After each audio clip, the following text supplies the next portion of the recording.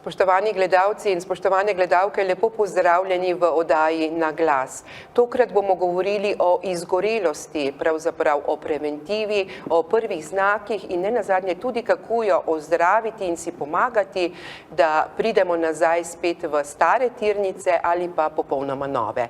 Zato so z nami tri gostje, dve z izkušnjami in ena strokovnjakinja, ki bo podkrepila vse tisto, kar bomo ostale tri povedale. Z nami je torej Saša Gerčar, lepo pozdravljeni. Lep pozdrav. Gospa Nina Skok, lepo pozdravljeni. Pozdravljeni. In Patricija Lunežnik, vodja Centra za krepitev zdravja Maribor. Lepo pozdravljeni. Pozdravljeni.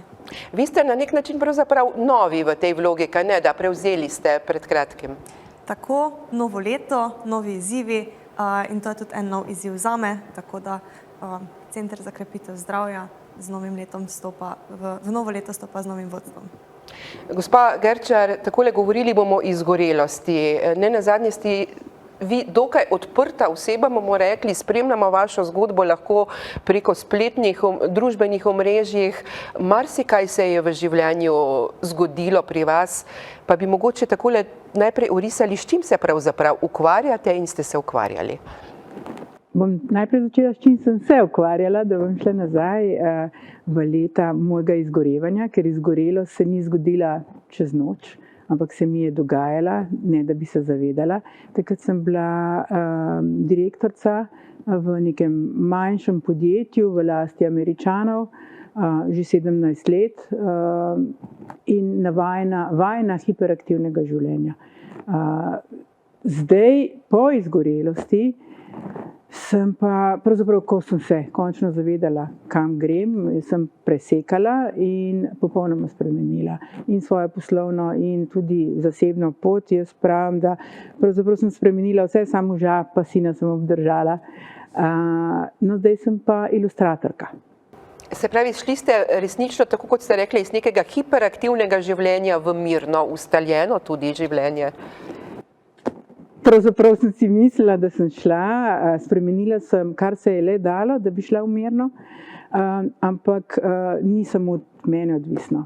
Pravzaprav me determinira tudi okolje, družba, tako da ne glede na to, da jaz hočem čist mirno živeti, me včasih potegne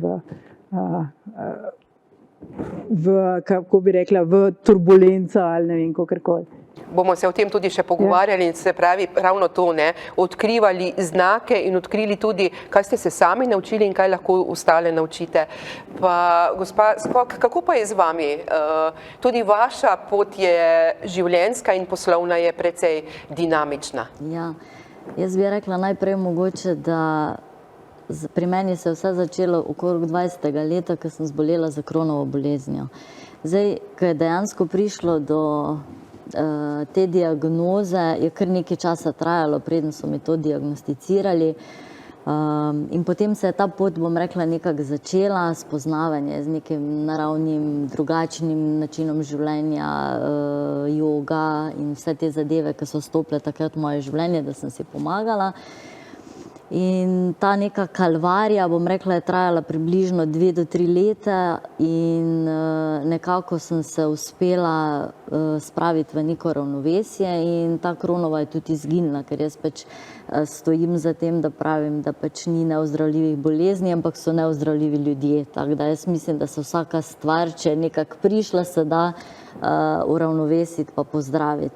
Je pa potem naknadno za tem, kot je tudi gospa Saša rekla, vedno se nekako probamo umiriti, ampak potem me življenje zopet potegne v nek vrtinec in je prišla družina, potem začela sem v družinski firmi delati in vse skupaj, dosti sem bila sama. Takratni mož je bil tudi dosti odsoten in je prišlo dobesedno do kolapsiranja na delovnem mestu in takrat je tudi pokazalo, da sem izgorela. No in v tistem momentu sem rekla, zdaj pa je potrebno res nekaj predrugačiti in sem šla čisto na svojo pot, odprla svoj center zdravja, šla v Ameriko, bom rekla, bolj, ker sem imela skozi probleme že v preteklosti s črevesjem, tudi šla na šolo kolonhidroterapije in nekako z jogo in vsem tem začela v Zrečah. Potem pa je tudi prišlo, bom rekla, do izgorelosti še od odnosov, ne, in je prišlo tudi v 15 letih, bom rekla, do ločitve. Tisti je bil pa potem tisti glavni mejnik, ki me je, in tista pika na i, ki pa res je bilo potrebno pa marsikaj sanirati. Sem se odločila, da grem na Camino, prehodila to Camino, špansko pot, na nek način šla do sebe, pot v sebe, jaz pravim, da je to, in se ločila in potem pot nadaljevala, bom rekla, čisto začela graditi z nule, vrnila sem se v domače podjetje in zdaj pač ob vsem izobraževanju in vsem tem, kam me je pot nosila, kot, ne vem, hipnoterapeuta do karmične diagnostike in z vsemi temi, bom rekla, nekimi zadevami si nekako pomagam, pa probam mogoče z svojim načinom in zgodbo drugim pomagati. Bomo o tem še govorili. Gospa Lunežnik, obe dve gosti sta omenili torej neko dinamično, hitro življenje, tudi polno pritiskov, ne nazadnje v poslovnem svetu. To je tisto, s katerim je pravzaprav družba že verjetno več let zaznamovana. Ja, tako drži. Živimo v enem zelo natempiranem svetu, kjer si nekaj pritiska nam ustvarja družba, nekaj pritiska si pa ustvarjamo tudi sami. In ta izgorelost, tako kot sta tudi obe sogovornici povedali, ne pride iz danes na jutri. To je pravzaprav en dolgotrajen proces. Velikokrat se približamo zlomu, pa se potem malo poberemo in tako nihamo, dokler ne pride do tiste točke, ko se zlomimo. Tako da ja, to je pravzaprav en ta podaljšan odziv na ves stres, ki ga doživljamo in s katerega ne sprocesiramo tako, da bi lahko s tem normalno shajali in bili v stiku s seboj. Zdaj, če takole pogledamo, ne, govorimo o izgorelosti, je to pač en takšen termin, ne. Marsikdo reče dolgotrajna utrujenost, brezvoljnost se pojavi, ne nazadnje, kdo včasih komu še reče, saj pa si zmogel vse to narediti, zakaj si tak len, pa zdaj tega ne moreš narediti, ne. So razlike med neko lenobnostjo, lenostjo, utrujenostjo in izgorelostjo? Zagotovo so razlike. Morda bi na tej točki izpostavila tudi, da je ta neka utrujenost od službe pogosto tudi simbol tega, da smo mi delovni, da imamo mi neke navade, da smo uspešni in je to neka značka za naše delo, neko priznanje v družbi, kako pa si, jaz sem pa utrujeno. Ampak velika razlika je med tem, če je nekdo delovno utrujen, izčrpan, ker se ta utrujenost izboljša, ko imaš dopust, ko si spočiješ, če pa si izčrpan oziroma na pot v zlom, potem pa si tudi po počitku ne opomoreš, si še vedno utrujen, prazen, ti občutki manj vrednosti, obupa, pomanjkanje volje, motivacije, lahko pride tudi do hiperaktivnosti, tudi to je lahko znak ene vrste izgorelosti, poveča se lahko raba alkohola, tobaka, zmanjša se športanje, spremenijo se odnosi, tako da to je zelo veliko različnih znakov in ne gre vse pripisovati samo neki utrujenosti od dela. Gospa Gerčar, kako je bilo pri vas? Kdaj ste vi začeli razmišljati, da nekaj pa vendarle ni v redu, da je treba spremeniti ali pa izboljšati? Dolgo časa sem rabila. Mislim, da tako, bila sem mogoče že kakšne zadnje 5 let nezadovoljna z delom. To je cel kup enih prepletajočih se dogodkov, kjer mogoče niti ne bi šla, ampak mislim, da je dosti očitno, ostala sem brez las. To je bil tak dogodek, da nekako se moraš vprašati, kaj pa je narobe. Ampak meni so lasje izpadali, mogoče pred tisto točko, ko sem jaz rekla, zdaj pa je treba nekaj spremeniti, so mi izpadali tako 2 leti intenzivno. Jaz sem imela dolge, goste lase in ko sem še frizerki hodila in rekla, lej, meni to izpada, bod srečna, ne, sej mi, da smo jih mogli rečati. Tako da, ja, ampak po našem stanovanju je bilo las celo goro. Ko sem jaz dala perilo pred, to je bilo las toliko, da sem se pol samo zaradi tega postrigla, ker sem rekla, lej, tega nočem imeti po celem stanovanju. No, to je bilo tista točka, ki je bilo mene tako, skozi sem se spraševala, ali je kaj narobe. Ampak, ko sem šla k zdravniku, pa so omenjali stres, ne, vi pojma nimate.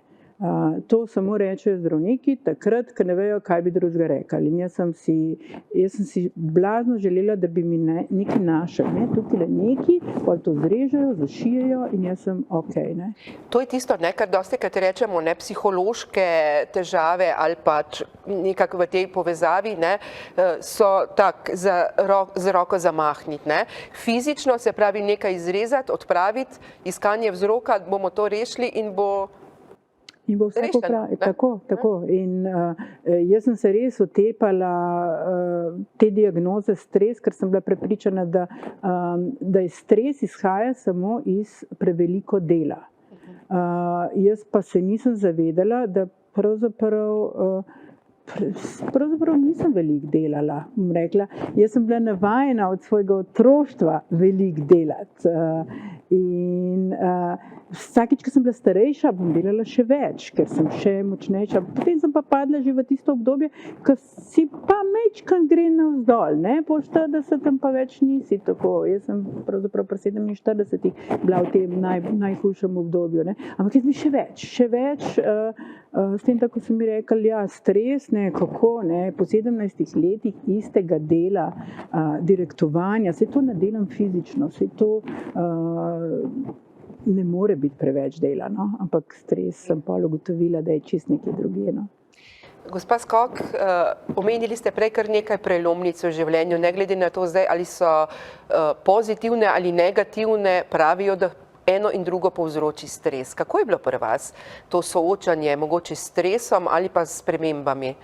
To so stvari, ki so zagotovo vplivale na vaše počutje. Ja, absolutno. No, jaz bi mogoče tu izpostavila ravno mogoče tisti neki moj notranji občutek oziroma notranji podzavestni vzorec, da sem imela občutek, da nisem dovolj dobra.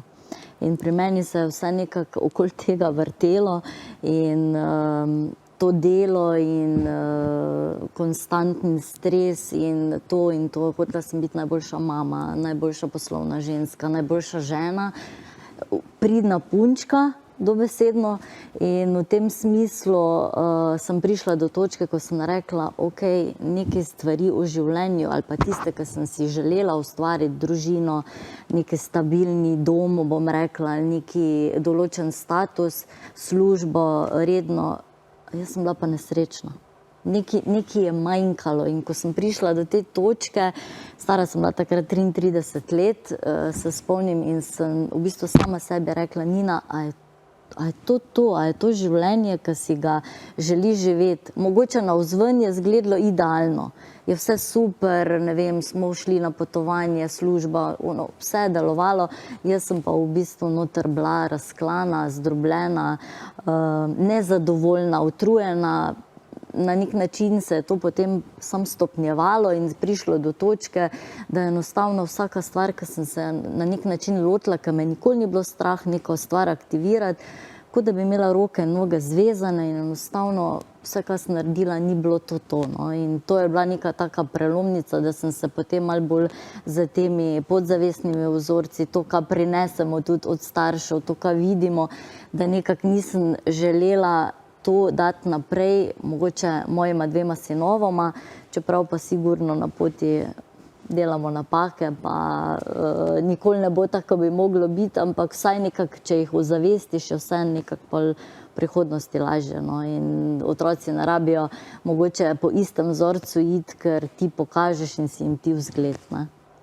Gospa Lunežnik, to je tisto, ne, pritiski od zunaj, velikokrat si pa delamo pritiski sami sebi, ne, zaradi ali mogoče potrjevanja, ne samozavesti, teh stvari, ne. Zdaj, stres je lahko tudi dober. Tudi tega se moramo zavedati, ker nas lahko v neki določeni trenutki spodbudi, da tisto najbolj kritično obdobje prebrodimo. Problem pa je, ko ta stres postane dolgotrajen. Lahko je čisto nekaj minimalnega. Lahko si za primer vzamemo kuli. Če mi kuli držimo 1 minuto v roki, kuli je lahek, ampak če ga pa mi 1 uro držimo, pa nas bo že zelo bolela roka. In enako je lahko tudi pri tem vsakodnevnem stresu, če mi ne znamo spustiti roke, se umiriti, vzeti tistega časa, ki ga potrebujemo, da se resetiramo, da smo nazaj v stiku s seboj, lahko pridemo na ravno to avtocesto do izgorelosti. Velikokrat pa je ravno v nas tisto, da se želimo dokazati, da želimo biti najboljši, to so pa potem tisti naši neki notranji vzgibi. Zato je izgorelost pogosto kombinacija in naših notranjih individualnih značilnosti in situacij, v katerih se znajdemo. In to je tisto, ne, moramo znati ali pa nam nekdo pomaga preskočiti ali ostaviti neki vzorec, to so pa kar verjetno tudi postopki. Zagotovo. Ne gre čez noč. To je pravzaprav spreminjanje sebe, ampak to lahko naredi vsak sam, komaj, ko je za to pripravljen. Tako da lahko imamo, sigurno ste že slišali za kakšno situacijo v družini, nekdo opazi, eden izmed članov je na poti do izgorelosti, ampak če tisti sam tega ne opazi, da potrebuje neko spremembo, namesto nas ne more nihče narediti sprememb. In to je ravno ta dolgotrajen proces, to so vzorci, ki smo se jih učili leta in leta in jih je potrebno potem spremeniti. Potrebno je spremeniti del sebe, da lahko se v tem aspektu tudi ohranimo. To je, ne, pa recimo omenili smo predvsem torej izgorelost pri delu, ne.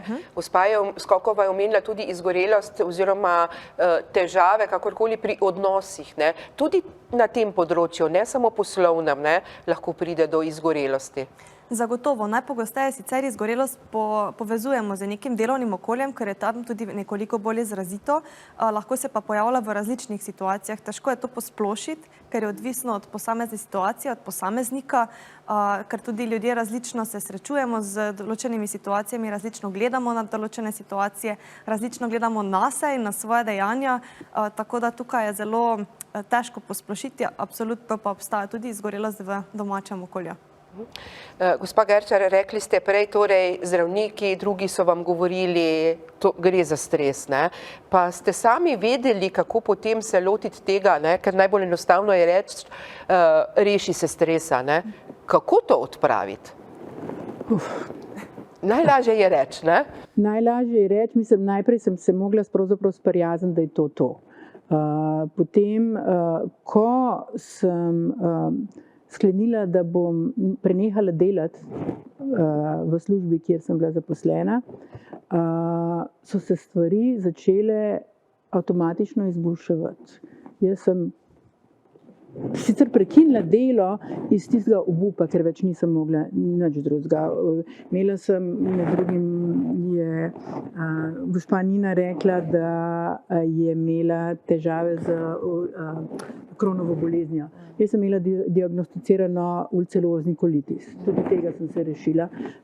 To so bile krvave driske, izpadanje las, vrtoglavice, cel kup enih zadev, ki so me mrtvičile in jaz nisem mogla funkcionirati. No, ampak potem, ko sem jaz sklenila, da ostanem doma, je tako, to sem potrebovala.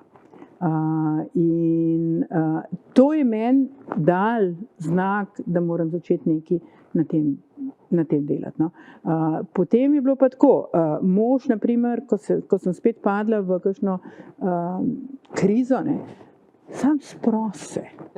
A res, ne? A čem te dela udariti, ne? Kako se pa to naredi, ne? Tako da pot je bila dolgotrajna, da sem dojela, kako si pomagati. Ampak začela sem obujati otroka v sebi, začela sem delati sezname, kaj me je nekoč veselil. In potem sem šla proti temu. No. Kdaj ste, gospa Skok, vi začeli verjeti, da ste na pravi poti, ko ste začeli spreminjati in ste mogoče, ne vem, pisali tudi kakšen dnevnik hvaležnosti, obrnili razmišljanje, ne, se pravi iz tistega mogoče negodovanja, joj, kaj vse se mi dogaja v to, joj, kak je fajn. Ja, meni je bilo v bistvu, bom rekla, naš ena taka uganka, ki ga v bistvu lahko natreniramo. V bistvu, bom rekla, smo bili celo življenje hipnotizirani pod nekimi prepričanji, neki so nam v glavo vtepli in v bistvu bom rekla, da vse to, kar se dogaja okoli nas, je ena velika hipnoza, ne vem, in mediji in bombardiranje s temi informacijami. In mi je bilo zelo zanimivo, ko sem začela se mogoče z tem ukvarjati, kakšne so moje notranje misli, o čem razmišljam in dosti sem tudi pisala, ker to mi je neki, bom rekla, kanal sprostitve. Da bi prav dnevnik, bom rekla, hvaležnosti, ne, ampak v bistvu mi pa zelo veliko pomeni, če gremo v naravo ali pa naprimer, če omenim to Camino, ki sem ga prehodila, ne, teh 880 kilometrov, ki ni nobenih motilcev, tam si mogoče samo Nina iz Slovenije. Nekdo, nekaki poklic, nekaj imaš, nekdo si nekaj in v bistvu si brez vseh tistih nalepk in tam mogoče spoznaš, kdo v resnici ti si, brez vseh, ne vem, mogoče staršev, moža, vseh tistih, ki ti nekaj govorijo, sugerirajo, tam pa prideš nekako do tiste čistine sebe, da se sploh mogoče začutiš, ker v končni fazi, tako ste rekli, gospa Saša, da ste začeli pisati, kaj vas je nekoč veselilo, ker enostavno to pozabimo. Ne, kot otroci nas je pa, ne vem, meni je bila ena taka stvar ples, ne, in to enostavno pozabiš, pa potem probaš nekako obuditi. Tako da na taki način sem jaz probala z raznimi afirmacijami in z slikami v glavi, ki sem si jih ustvarjala, ker s tem pač aktivira vse zadeve okoli nas, našo vibracijo, da so te slike bile lepe. Ne pa mogoče samo slabe, ko navadno gremo, ko zapademo v tisto kolesje in začaran krog, ena slaba misel, druga slaba misel in potem smo naenkrat na tleh in ne znamo iz tega ven priti, ali depresija, ali kakorkoli že. Povejte, ko ste se odpravili na Camino, ste jemali to kot beg pred težavami ali kot izziv soočanja sami s sabo? Ja, veste, da sem tudi jaz takrat pomislila, a mogoče jaz bežim. A je to zdaj beg pred, ne vem, tem, da sem nezadovoljna v zakonu, ker to je bilo leto dni, preden sem se ločila, oziroma kaj je, ampak potem, ko prideš tja, vidiš, da rabiš čas za sebe, ki si ga nisem znala vzeti in to se še zdaj učim. Kot mama samohranilka, ki sta dva sina, vedno nekako, bom rekla, v ospredje to postaviš, da so vse tiste zadeve, nasplošno se mi zdi, da ženske smo tako, da vse porihtamo, vse zrihtamo, na koncu pa, če kaj časa ostane za nas, bomo uporabljali za nas, dostikrat ga pa sploh ne ostane. Sem vas hotela nekaj drugega vprašati, pa vas bom to, kar je zdaj na koncu bilo povedano, vzeti si čas zase. Znati reči ne in res razmišljati samo o sebi oziroma nekaj narediti zase. To je verjetno en takšen postopek, bomo rekli, ki pri nekomu gre zlahka, nekdo drug, ki je živel v drugačnih vzorcih, pa zelo težko to naredi. Tako, to je pravzaprav, sliši se zelo lahko, ampak je zelo težko. Namreč tu ne gre samo pri spreminjanju nas samih, ki smo navajeni nekega ugajanja drugim, ampak tudi spreminjanja naše okolice, kako nas dojema, kako v bistvu deluje naš odnos, ko enkrat rečemo ne. Ker tukaj ni samo beseda ne, ampak en kup drugih misli, ki se v eni in v drugi osebi porodijo v tej situaciji in da se pravzaprav naučimo na novo vzpostaviti ta odnos. Gre tudi ne nazadnje, tako kot ste že omenili, težnja k temu, da si čim bolj popoln, da čim več delaš, da si potrjen na nek način. In če nekomu enkrat rečeš ne, te je verjetno že kar strah.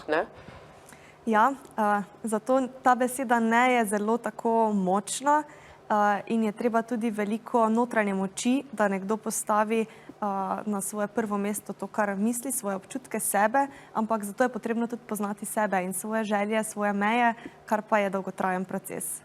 Pa to, kar smo že prej omenili, pač pritiske, ki si jih ne nazadnje mi sami dajemo. Kako je pa s tem sproščanjem, recimo, se znamo spustiti, se ne? Obstajajo, verjetno tudi vi tam na centru učite vaše paciente, ljudi, ki pridejo k vam, kako se sprostiti?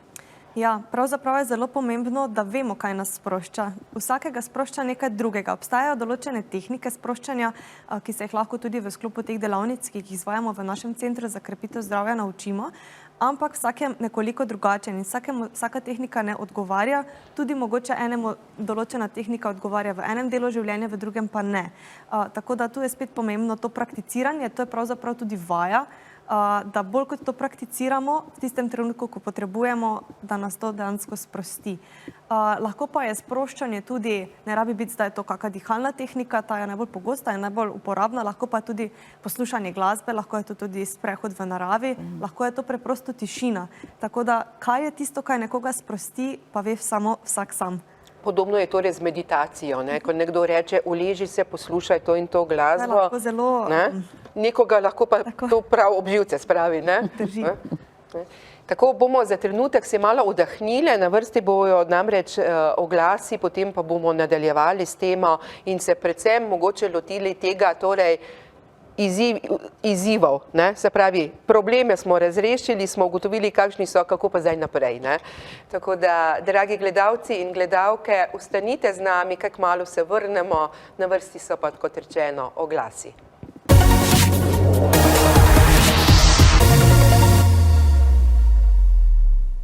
Ljube gledalke in spoštovani gledalci, vrnili smo se v oddajo Na glas, v kateri govorimo o izgorelosti. Z gostjami smo se nekako dotaknili, kako pride do izgorelosti, kakšne znake so same opazile oziroma strokovnjakinja je povedala tudi malo na širše, kako torej prepoznamo in kako se lahko zaustavimo. Zdaj pa gremo res pogledati tudi tisto, kako se uspemo z postopki, z metodami tudi rešiti tega izgorelosti in priti mogoče na čisto novo življenjsko, mogoče tudi poslovno pot ali pa ostati na njej, ampak razmišljati drugače. Gospa Gerčar, to je tisto, ne? Razmišljati drugače, da dobimo klik, da ne gre več tako, kot je bilo, ne? Ampak spremeniti. Vi ste vztrajali pri tem, ne? Se pravi, iz nekega stresnega direktorskega mesta ste prišli na mesto ilustratorke. Pa tudi tu ste imeli izziv narediti fakulteto. To je bilo luštno. Sicer strah je bil se podati na to pot, ampak jaz sem bila vmes med časom izgorevanja in postavljanja na noge tudi 3 mesece v psihiatrični bolnici. To je bila ena mojih boljših izkušenj, ker tam sem ozavestila, da je res stres v meni in tam sem tudi ugotovila, da me sprošča risanje. In da je to eno veselje, ki sem ga imela jaz v sebi že od mladih otroških let. Potem sem pač šla na gimnazijo pa ekonomijo študirati in tako naprej in sem jaz to popolnoma zapostavila. No, tam smo imeli likovne urice, začela sem risati, no, in potem je eno vodilo k drugemu, prišla je neka varianta, da grem na sprejemne izpite, hotela sem biti na slikarstvo, tam me niso vzeli. Šla sem potem na grafično oblikovanje, ki je sicer tudi povezano, to je precej stresno delo, ker je to družbeno omrežje danes tudi, ampak jaz se nisem odločila za to smer, ker nisem dobila službe po tem, pri svojih letih začetnik v grafičnem oblikovanju, sem se potem sama s sabo pogovorila in odločila, da grem na tisto pot, ki sem si začrtala, pot veselja, ilustriranja. Začela sem risati kure. In začela ustvarjati kurje produkte iz čistega veselja in zdaj rišem kokoške broške za fine joške, kuredarje, parkirne kure in take smešne produkte, ki mene sproščajo. In kar nekako skozi to pot se mi je to tudi postavilo kot ena poslovna pot, ki mi zdaj po 5 letih mogoče tudi nudi nek finančni obrat. No, prej je bilo pa to čisto veselje in se še zdaj omejujem, da se ne podam v tisto pot, kjer sem že bila, zaslužka, konkurence, borbe, ampak ostajam tako. Kaj me veseli? Tisto, kar me veseli, to delam. Pa ozavestite to, ne, pri sebi, vidite mogoče, joj, zdaj me pa pelje tja in se ustavite? Ja, večinoma da. So pa še potem okoliščine, no, zdaj december je bil, ker je višek, ker delam darila, je to bil višek leta. Potem se pa zgodi, tudi slučajno, oče mi je umrl v tem obdobju, edinka, skrb za mamo, skrb za pogreb, čustvena prizadetost, potem pa problemi v tem poslu, pa ni tega, ko te začne noter vleči, takrat nimaš kaj ozaveščati, takrat reagiraš spontano. Pravzaprav sem po decembru ugotovila, kaj bi morala delati takrat. Ko imaš največ dela, ko je največja panika, se moraš ustaviti. Ampak to takrat nisem vedela. Takrat grem še čist v Šivanki na uho, ko je panika, pravzaprav nimaš časa se ustaviti. No, zdaj vem, mogoče naslednjič bom to storila. Nekaj se naučimo, ne? Ja. Se pravijo, da v stanju največje euforije ali pa žalosti ne smeš nekih pomembnih odločitev sprejemati, ne? Da je boljše se nekako umiriti, priti v ravnovesje, ampak smo tako naravnani, da vse ne rinemo. Kar nadaljujte, ne? Ker konec koncev dobra misel, ne? Tako kot pravijo, ne smeš iti v trgovino, predvsem živilsko, takrat, ko si lačen, ker boš kupil dosti več stvari, ne? Če si čustveno prizadet, če si na nek način v nekem krču, odločitve v tistem trenutku niso najpametnejše, verjetno. Niso, no, se pravim, tako ste vi, Saša, našli neki kanal izražanja oziroma sprostitve tistega notranjega stresa, napetosti, tako sem mogoče jaz v pisanju to našla. In prvi taki zapis je pri meni nastal na kaminu. Takrat sem pač bila sama s sabo, ko hodiš tam po tisti poti, ne vem, prideš na en del, ki je 330 km same ravnine in ne veš, kaj bi sam s sabo dejansko in ti vse ven buta. In takrat je dejansko en zapis z naslovom Ujetnica nastal. In jaz sem zbrala potem toliko moči, pa neke, bom rekla, ne, spet nisem dovolj dobra, a bom jaz nekaj pisala. In sem takrat tudi, ko sem se uradno ločila, ta zapis na Facebooku delila. In šokantno, koliko odgovorov v privat, pa tudi komentarjev je prišlo po večini za strani žensk, ki so mi napisale: Nina, hvala, ker si to delila, ker si se upala izpostaviti, ker dejansko mi to doživljamo, ne vem, take odnose, jaz sem pač v odnosu pisala, v partnerskem odnosu, v katerem sem takrat bila, in da ne zberejo dovolj moči, da bi šle in vse to. In takrat sem rekla, da jaz moram nekaj o tem napisati, zato tudi zdaj nastaja moja prva knjiga. Ja. Povejte še vi, kako pomembno je, da se pove na glas, tako kot sta obe gosti povedali, ne samo danes, ampak že v prejšnjih letih, ne? Se pravi, tudi konec koncev, da se človek izpostavi. To verjetno lahko pomaga nekomu drugemu, da vidi, da ni sam s svojimi težavami. Absolutno. Kakor hitro mi izrazimo neke svoje misli, občutja, takrat postanejo prijemljivi. Takrat to gre iz nas in tudi mogoče lahko malo bolj objektivno pogledamo na te težave, ne samo tisto, da v nas vre, ker to je en živ žal naših misli, občutkov in takrat pa to postane resnično. Zato je pomembno, da imamo nekega sogovornika, s katerim to govorimo, ali pa da imamo papir in kuli, da lahko to zapišemo.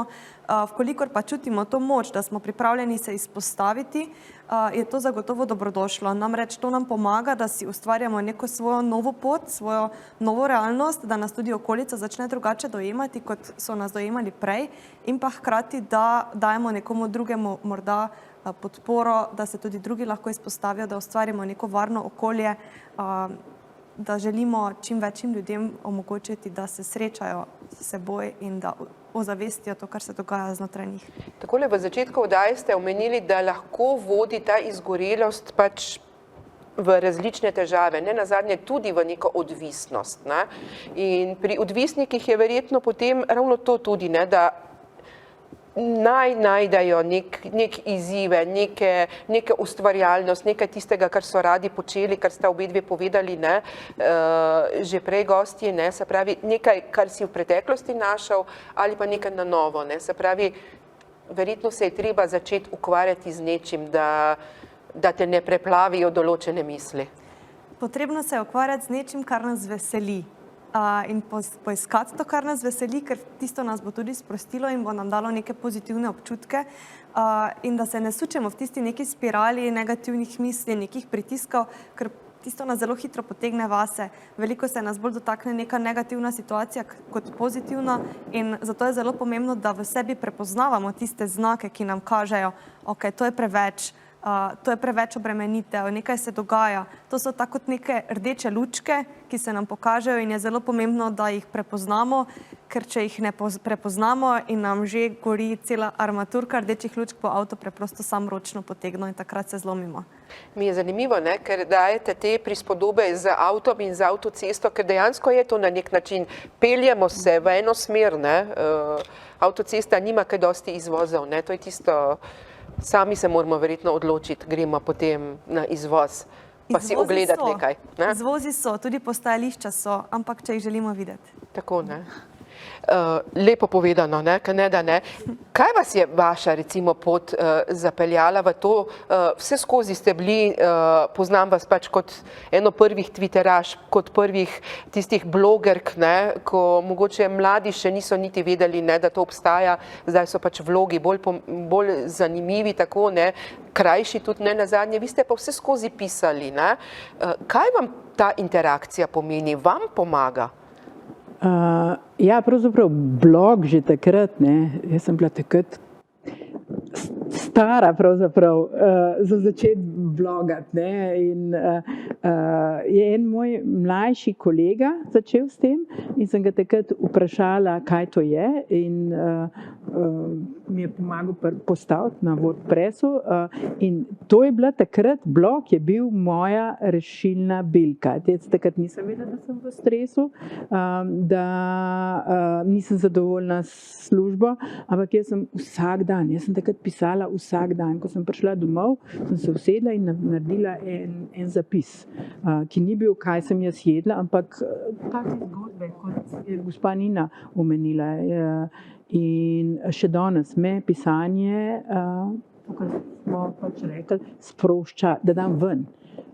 Ko grem, zadnjič sem pisala, zdaj pač to uporabljam Facebook in tam pišem daljše zgodbe, blog, pravzaprav en blog zapis gor napišem, ampak zadnjič me je zafrustrirala ena gužva v trgovini, niso imeli teh in teh zadev, prodajalka se ni odzvala.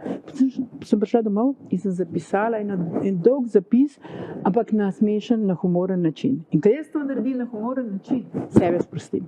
Rečem, vse skupaj je smešno. Imate podobne izkušnje vi? Ja, absolutno, tako sem že prej rekla. Tudi, ko narediš neki zapis, daš to ven in jaz bom rekla, za mene ta knjiga, ki jo pišem, je katarzična. Ker neke take izkušnje, pa tudi ločitev, sploh bom rekla, če ni lepa ločitev, ne, vsaka je težka, ampak če pa se gre malo bolj na grd način narazen, je pa toliko bolj težko obdobje, ne samo za mene, za otroke, za vse vpletene v končni fazi in na nek način z vsemi stvarmi, ki sem se soočala in spoznanji, z ranami in vse tisto, kaj je mogoče prišlo ven še iz otroštva, ki pač ni bilo zaceljeno, bo mogoče na nek način se bo nekdo najdel v tej zgodbi in mu bo to pomagalo. No, meni pa osebno toliko katarzično, da se ščistim in da nekaj pozitivno nazaj dobim energijo, ko dam to ven od sebe, ne. Zdaj se ukvarjate tudi s tem, da drugim pomagate. Pa vam vaša izkušnja pomaga pri tem, izhajate iz nje podkrepljeno z nekim strokovnim znanjem? Ja, absolutno. Zelo zanimivo na to temo bi rada še samo povedala, ker sem na primer se ločevala oziroma ker sem se ločila, je bilo tako zanimivo, da večinoma so k meni na terapijo prihajali moški. Zaradi tega, ker v bistvu zdaj vem, da sem jaz neke stvari mogla ozdraviti. In ker sem v bistvu videla, ker je bilo toliko jeze še v meni, sploh bom rekla prvo leto in vse to, kar se je čistilo, so ti moški mene naučili in sem zelo hvaležna za te izkušnje, koliko so tudi oni ranljivi. In mogoče si ne upajo dati ven tega, ker mi ženske se takole pogovorimo, pomenimo, moški pa nimajo nekih takih zadev, kot imamo mi, ne dajo, bili so naučeni, ne smejo jokati in v tem smislu. In takrat mi je to toliko pomagalo, ker dejansko ne samo, da to meni pomaga, ali oziroma, da drugim pomagaš, to dejansko mene dopolnjuje in jaz se s tem ravno tako celim in vsaka taka izkušnja, vsaka oseba, ki pride v moje življenje, mi pomaga neke stvari ozavestiti in je to obojestranska interakcija, ne samo eno stran. Takole, če pogledamo moške in ženske, ni razlike, ne? Omenjeno je bilo zdaj, se pravi, nek stereotip obstaja, moški ne smejo jokati, ne smejo pokazati, da so ranljivi, ne? Pa vendar ravno tako se tudi njim lahko zgodi najhujše, tudi oni čutijo, tudi oni jočejo, vsaj navznoter, če že ne upajo navzven. Drži, ja, pod kožo smo vsi krvavi. Je pa zagotovo bolj pogost profil izgorevanja, da je bolj pogosto izgorevanje pri ženskah, še posebej tam nekje med 30 in 35 letom. Namreč prihaja do velikega razkola med vrednotami, torej na eni strani je vrednota družina, skrb za družino, na drugi strani skrb za nek karierni razvoj in se lahko tukaj marsikdaj ženske znajdejo ali znajdemo v velikih precepih, v nekih nesoglasjih v vrednotah in takrat je to tisto, kaj nas žene, da gremo po spirali navzdol. Pri moških se lahko zgodi popolnoma enako, je pa morda malo pogosteje v kasnejši starosti, še posebej tam na vrhuncu delovne produktivnosti med 45 in 50 letom, tako kot ste tudi že sami omenili, ko imamo največ izkušenj, smo najbolj profesionalni, ampak hkrati pa začnemo že nekoliko upadati in takrat se od nas največ pričakuje, ni več morda takih izzivov ali pač, tako da mogoče se pri njih to malo prestavi. Kako pridejo lahko pacienti do centra za krepitev zdravja? Sami se obrnejo, ko imajo težave ali preko osebnega zdravnika? Nenazadnje recimo, ne vem, mogoče se bo komu zdaj utrnila ideja, da bi pa vendarle pri sebi lahko nekaj spremenil, nekaj izboljšal, pa ne ve kako. Zagotovo, ja. Pri nas v Centru za krepitev zdravja se izvajajo predvsem te preventivne aktivnosti, da se posameznik nauči, kako se spoprijeti z svojimi občutki stresa, se naučijo neke tehnike sproščanja in lahko pridejo tako sami kot po napotitvi osebnega zdravnika. Na voljo so naši kontaktni podatki, vekolikor želijo pogovor s psihologom, je to možno urediti individualno pogovorno uro in se glede na ugotovitve potem določi, v katero delavnico bi posameznika vključili glede na težave. Vekolikor pa bodi si mi ugotovimo, bodi si posameznik, da je ta izgorelost že zelo daleč, pa je ključno, da se ta posameznik obrne na svojega osebnega zdravnika, da se potem tam tudi vodi zdravstvena obravnava naprej. To je tisto, ne? Ampak verjetno pa je res, tako kot smo že na začetku govorili, ne, razlika med tem, ko te boli noga, ko imaš neki zraste, ko nekaj čutiš, lažje boš stopil do zdravnika, ko pa joj, zdaj pa sam sabo ne vem kaj, pa brezvoljen sem, pa oni me živcira, tisti me dela.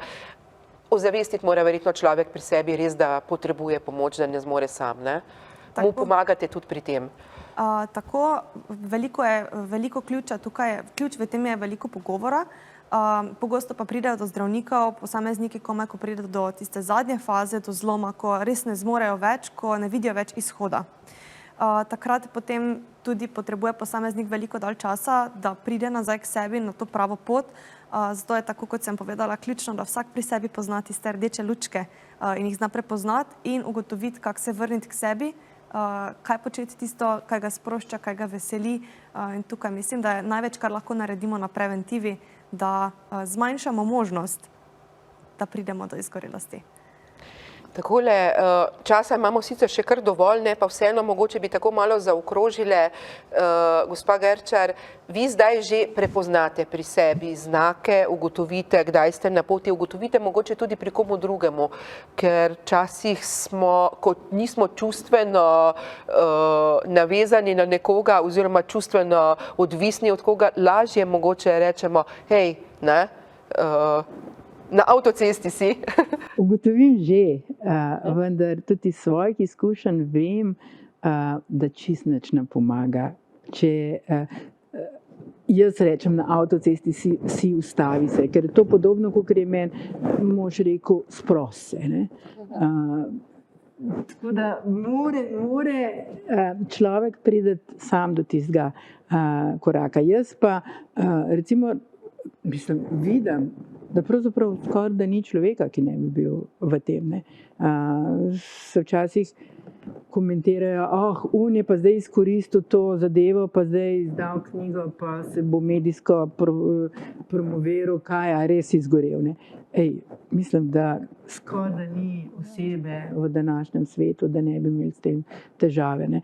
Jaz pa, na primer, opažam pri sebi ali pri drugih, ko jaz zelo hitro govorim, ko veliko govorim, takrat sem zelo, hodim po robu, ker ko jaz govorim umirjeno, ko sem mirna, takrat je vse v redu. No? Tako da pri ostalih res ko začnejo ljudje hitro delati, hitro govoriti, ljudje ustav se. Ne? Ampak lahko pomagaš že s tem, da ti začneš počasi govoriti. Ti njega potem umiriš. No? Pa mogoče tišje, ne? Ja, ne? Tako. Ne? Kako pa vi? Ne? Torej, vi svetujete zdaj, ne? Kako vodite človeka, kaj ste vi sami ugotovili, da pri njemu potem nastane tisti klik, ne? Ker brez klika je verjetno skoraj jalovo govoriti. Pri sami terapiji jaz mislim, da je zelo pomembno, da človeka vodiš na taki način, da ko ga poslušaš, ga na osnovi tistih zadev sprašuješ in človek sam pove. Dejansko sam pove, ker tudi, bom rekla, banalno mogoče vprašanje, kako se zdaj počutiš od 1 do 10. Človek bo takoj odgovoril, 7, na primer, ne?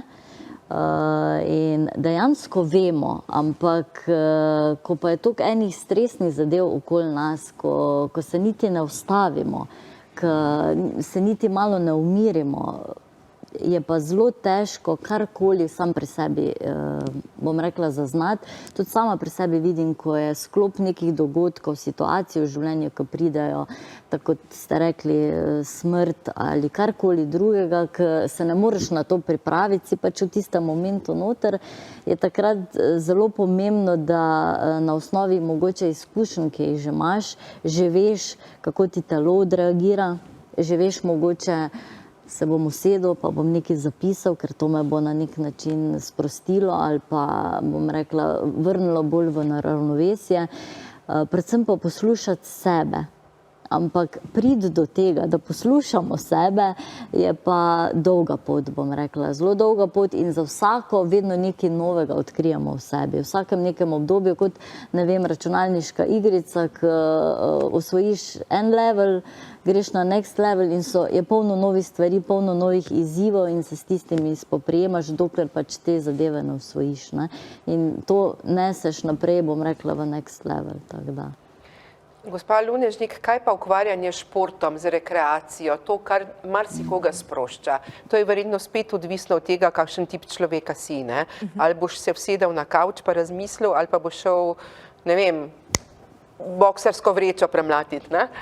Tako, zelo je različno, različni smo si, ampak nekako velja eno tako splošno priporočilo, da kakor hitro se nekdo sreča z nekimi temi neprijetnimi občutki, z težkimi situacijami, se ljudem svetuje, da grejo na sprehod, da grejo v naravo, namreč takrat se lahko malo umirijo, takrat lahko začutijo sebe, lahko začutijo okolico, ni nekih motilcev, ni raznoraznih elektronskih naprav, ki nas ves čas nekako zahtevajo našo pozornost in nam tudi odvzamejo možnost, da smo v stiku s seboj in tudi ta narava nas nekako pomirja. Tako da priporoča se zagotovo kot ena podpora temu redna hoja, redni sprehodi, nekje pol urce, 1 urco na dan, odvisno seveda od posameznikovih potreb in zmožnosti.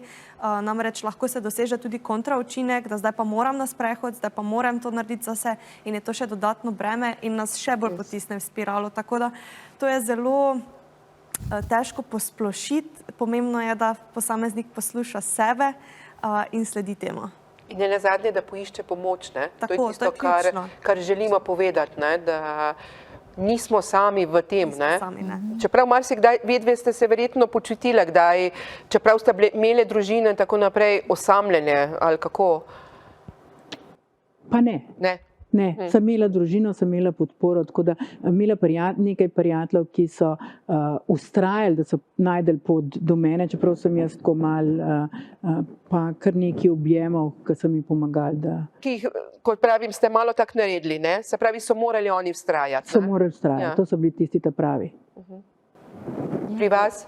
Ko si v nekem tistem težkem obdobju, se nekako vsi najbolj zapremo v sebe, ne? Zapremo vase in zelo težko včasih nekoga spustiš zraven ali kakorkoli, ko pa že podpora absolutno je bila, ampak so pa bili tudi občutki, da si sam oziroma da si nekako osamljen, da si sam v tej zadevi, čeprav je družina, je vse, ampak bom rekla z nekimi tistimi mislimi, ko mogoče včasih gremo tudi v občutek žrtve, ne, zakaj se to meni zgodilo, zakaj to, za vse si sam, ampak kar hitro pridejo zadeve, ko se naučiš iti iz tega ven, nekako iz tega začaranega kroga, sploh, če se ti toliko v življenju nekih izzivov naredi, tako da potem je veliko lažje. Pa absolutno, da je podpora domačih oziroma bližnjih prijateljev pa tu zelo ključna, no. Ker veliko lažje prideš iz tega kolesja, bom rekla, ko pa, če si res, se čisto izoliraš vseh, kar pa nekateri se, ne. In s to mislijo, torej, podpora je ključna, bomo današnjo oddajo zaključile, zamislijo na to, da kdorkoli se že spopada zdaj z izgorelostjo, naj se usede sam s seboj in naj poišče podporo, ker je bo zagotovo dobil. Tako. Hvala lepa vsem trem. Hvala lepa. Dragi gledalci in spoštovane gledalke, vam pa do naslednjič, do naslednje oddaje Na glas, nasvidenje.